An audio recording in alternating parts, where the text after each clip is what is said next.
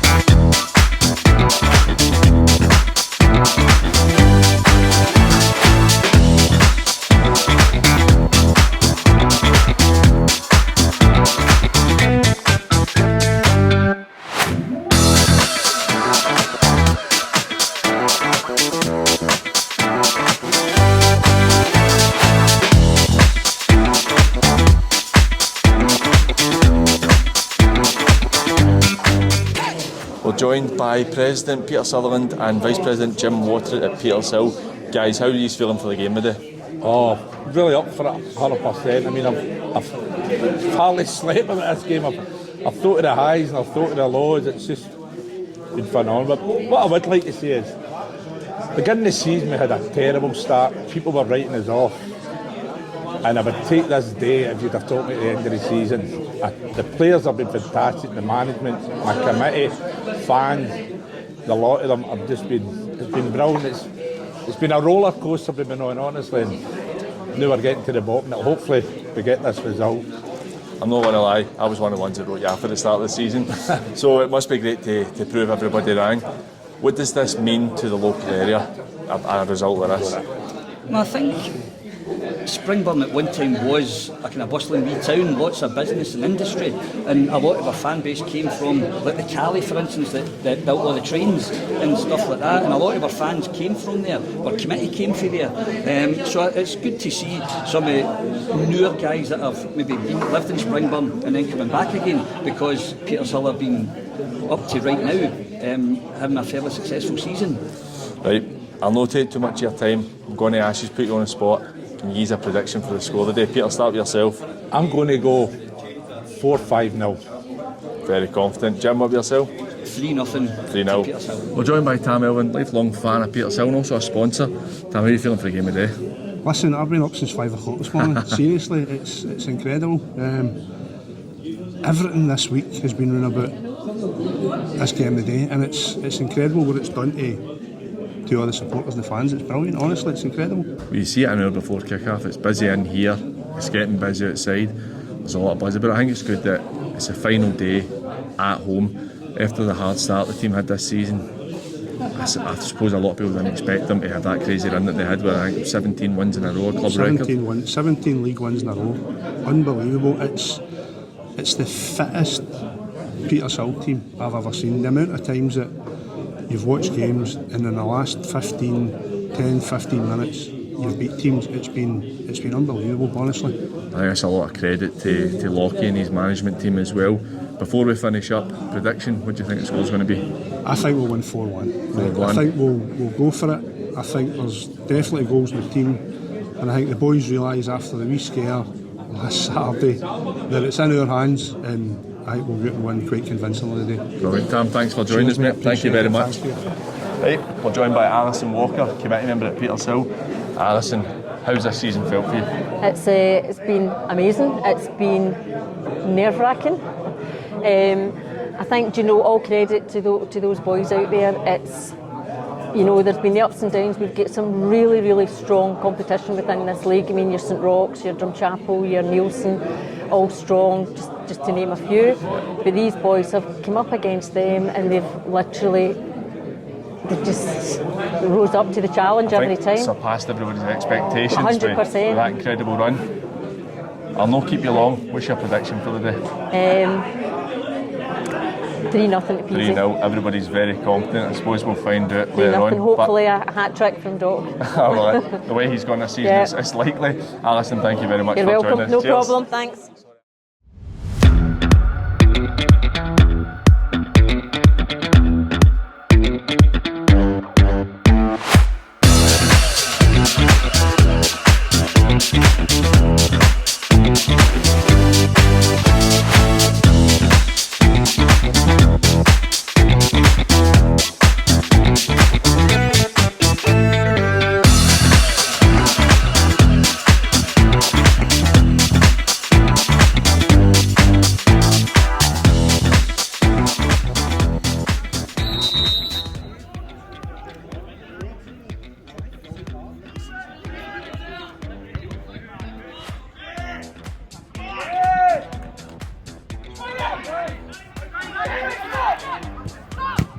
Going to need to apologise, I was getting the camera set up, missed the first goal in the first couple of minutes there. 1-0 Perthshire.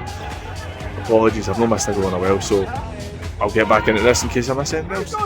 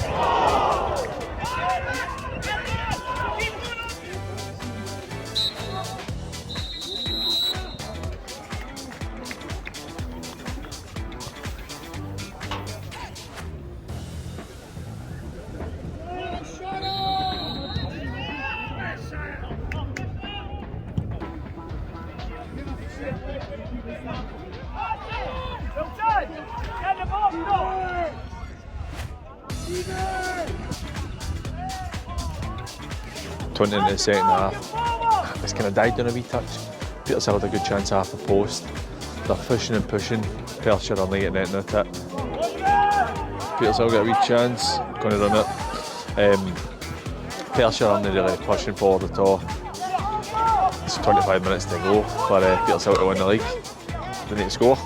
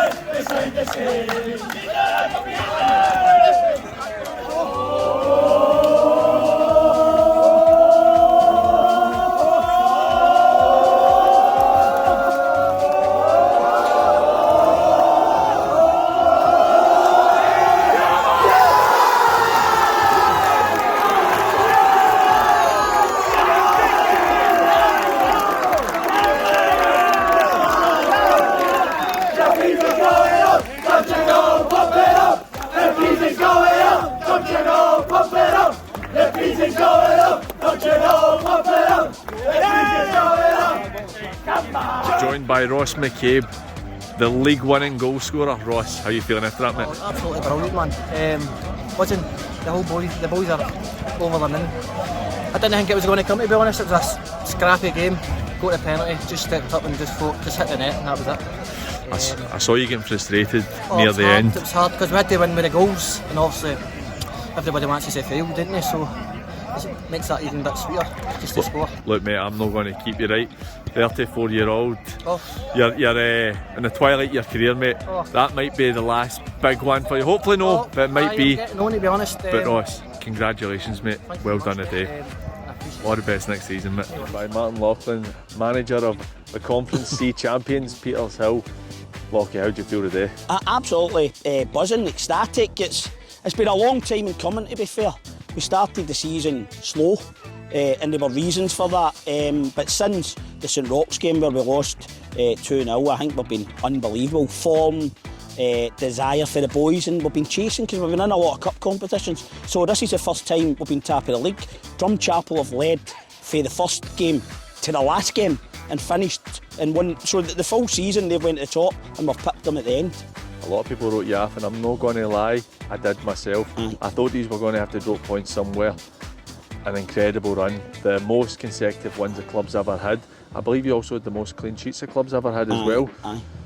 What did you tell the boys at half time after losing that quick goal, which kind of scuppers your plan? Aye, it changes everything, but what I would say is there were reasons for why we started slow. I came in here to a club that was decimated, really. Right, it's probably the hardest job I've ever took, and after my second game, right, we get beat with Blantyre 5-0, getting on 10-0. We get 2 men sent off in my second game, and I went home that night. My wife was working, and I actually went home that night, laying top of my bed and went, what have I done? Having come in for East Kilbride, where I won the Lowland League, to come here, and Petershill's a massive club in name, but when I came into the dressing room and I look, the squad was so disjointed, it was unbelievable, and we had to kind of change our philosophy, to be honest. It was about staying up and staying in the league, and I didn't see any way out, and we kept us up. The COVID was actually very, very good for us, really good, and it finished the season. I think we finished 4th or 5th bottom.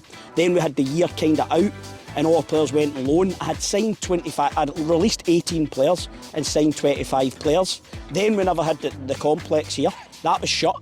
We started the season without a pre-season, right? So I'm always one for, you get the way you train, you get your rewards and everything that you do in training. We started the season, we never had a training facility. We trained in the pits at Townhead, 2 games of 5s, a couple of friendlies, we were into the season. So there were a reason we started slow. But what happened was, we lost to Drumchapel here 3-2, which we should have. And I made a couple of mistakes in terms of what I'd done. I changed my philosophy. I got 2 wingers, Ronan Sweeney and Doc through the middle, and I went with a rigid formation, and it's worked. And once we got there, once we got them into the team and we started playing, we started winning. Now, there's a lot of challenges come across, and teams are claiming they had won the league. We see it all, social media is a funny thing now. They've won the league in September. Totally disrespectful to my players and me. Every club I've been at, I've won the league in my first full season. Every club. I've got records at every club. Carlo and me work right. We know how to build a team, and we know how to win championship winning teams. So people that were writing us off, we were claiming we were going to be in Division 1. We were claimed we weren't even on your show for the top 4 teams. Nielsen were good, the Ants are on some form, and we just went about our business quietly. But it drove us on. It's a good thing. Everything in football's a motivation. You don't use it as a negative, it's a motivation. And the boys were motivated. And what's hard is that Rossvale started, won the first 5 games, we got a lead. East Kilbride won about 18 or 19. We were away by Christmas, you know, teams were having to catch us. But this was one of the ones, and it's my most enjoyable championship. I don't really enjoy it because, again, we've got a massive game next week, so we don't really enjoy it. You enjoy it when you're not here and you look back at your times, but you've got to have a driving force. We've done unbelievably, and we had no room for error. And what I said to the players was, and this was a pivotal moment, and this is a moment I knew we would win the title, was when we played Drumchapel. I said to the players, over the Christmas, I says, leagues only won in September. Leagues are won over the Christmas period, right? How you live away from the park. If you're professional, if you want to do it right, live right, honestly. Put the work in over Christmas. We never had a day after Christmas. We were training, I think we were training Boxing Day, right? And we were ready for the drum in the first game. And there were a wee talk that the game might be after. The drum asked us to play New Tinto, which played into our hands. Tight game, but it was all about the win. And we won it. And for that day, I said to the boys, you don't win the title today. You don't get your medal today. You will win the title. Just put the foot to the floor. That nearly went out the window last week in 97 minutes. But he's got that result that he's needed last week. It shows the character. He's got that result again the day. Tremendously well done. I can hear the boys celebrating in the dressing room. I'm not going to keep you, but the season's not finished. Scottish Cup semi-final next week against Yoker. Possibly a Scottish Cup final. We'll not look too far ahead. Lockie, tremendous season so far, and it's not done yet, mate. Well done. Congratulations. Thanks a lot.